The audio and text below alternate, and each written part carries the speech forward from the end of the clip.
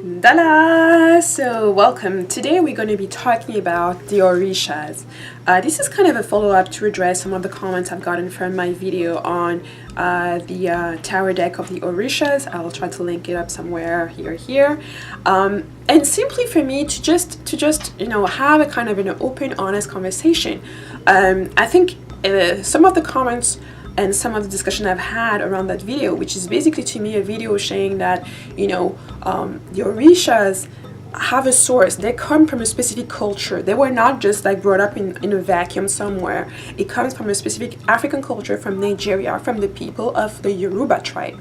The Yoruba can be found in many different places in Africa, but predominantly the majority population wise is found in Nigeria. Okay, and that religion was imported to the Americas through the slave trade, and a lot of it is now practiced in South America, in Brazil, as well as in different parts of the United States. Okay, but the point is, and yes, it did inspire other religions that were similar to Santeria and other things in the Americas. However, the origin is African, is Nigerian, is Yoruba. I think it's kind of it baffles me that how somebody can talk about Orishas without talking about the Yorubas, the people who actually infuse that system, energize that system, and provide it to the world. And I think, to me, sometimes those conversations, those back and forth about what the Orishas look like and where they come from, shows to me that there's a lot of ignorance. There's a lot of ignorance, and I think a lot of ignorance even from people who say they are practitioners, which I don't really understand. Okay, if you are studying, for example, Native American systems, you will go to whichever tribe you want to learn from and their spirituality, and you have to honor that tribe for energizing that and transmitting that information to you. And so I don't see why you will try to lower or devalue that tribe or remove them from the knowledge and the wisdom and the spirituality they offered and share with you. And it's the same thing with the Orishas, because when we are talking about history and how it was actually used in the Americas, it is clear. Even the practitioners there said that they were forced to change some of these images in order to protect what they were doing, in order to make sure that they were able to keep that spirituality, that form of spirituality, alive. So it shouldn't even be an issue when we're talking about representing, now that that context of oppression is over. It shouldn't be a surprise to talk about a proper representation of who the Orishas are and where they come from.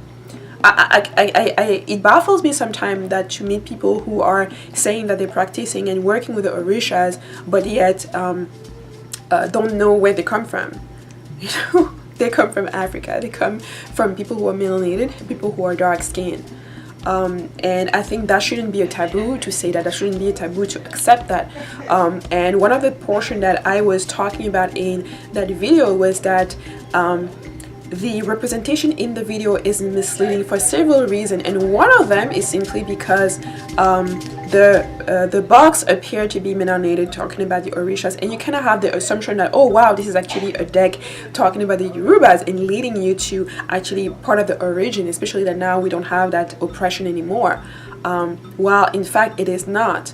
And without having seen all of the cards, a lot of people would not know that, and a lot of people may be misled to purchasing the deck because that's what they're expecting. And I think it is important, when reviewing decks or when pointing out things, that to point it out just so that people know what they're getting. I think that's an important point. The other second point is that it's important to honor the people who provide you with that spirituality. To me, it's just basic. it's just a basic thing. How can you use someone's spirituality without honoring them, without recognizing where it's come from, without even looking at them and having the proper representation of what it is from and how it is? Okay, so it is important to honor the system and the people who provide energy to the system and that provide that system to the world, who maintain that system alive. Okay, I think there's some misconstruction that yes, the Yoruba religion was important in different places of the world, but it never stopped to be used in Africa, in Nigeria, by the Yoruba people. And I think that's what kind of people are kind of like, yes, saying that they make it their own and all of that. But to me, it's just like, how can you make something your own that is not yours to begin with? It's not yours to appropriate. It's not yours to just morph as you please. And I think it gets into the whole discussion about how do you respect and honor traditions that are not yours, and how do you integrate them into your own spirituality without dishonoring them or without discounting where they come from. I think there is this important notion to thank and honor the people who bring you this information, who bring you this wisdom, which is all oftentimes looked over a bypass just because you find it useful and just want to take it and do whatever you want. I think there is it is important to have that sacredness behind it, in saying, you know, you have to honor those who actually provided you access to that, and those who actually created that, and those who actually pour their energy to make sure this remains alive.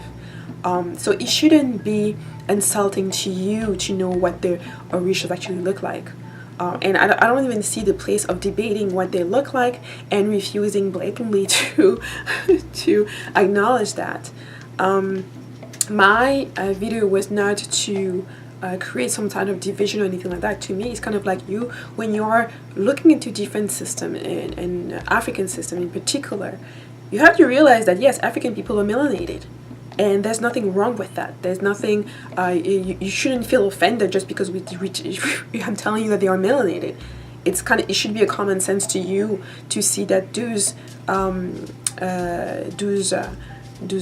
that system reflect the people who brought it to life, the people who gifted this to the world, and you should honor them as they are, and not try to assimilate them as you want them to look like, or as you will feel more comfortable seeing them as. It's not about you being comfortable, it's about you accepting where it's come from, the source, and honoring that source. Now, if you cannot do that, I'm wondering how can you actually use that system. That to me it would be a little bit troubling. And so I think you need to do that first step. I'm addressing some of the people who made the comments and some people I have exchanges with on this particular topic, and I just thought it would be useful to share that with the audience here, because to me, when you are looking into whether it is the Yoruba people, the Dogon, or whatever tribe you are actually wanting to integrate or wanting to learn more about, you have to honor the people who are providing you with those systems. And you shouldn't be ashamed, or you shouldn't feel offended, or you shouldn't be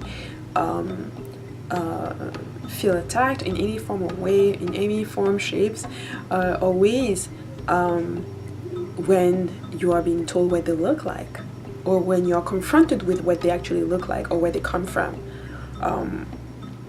And so to me, it is a little bit surprising and baffling to see how that can become an issue. You know, I think if you truly love to look at different systems and see what the world has to offer, what each ethnic group has to offer, what each culture has to offer, you have to take it with the people who provide you with that. You have to take it with the people and what they look like, and what their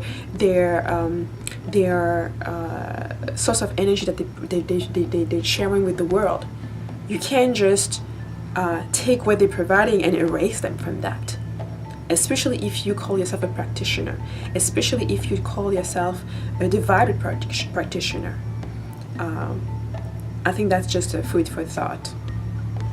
Thank you for having me with me, and I'll see you in the next video.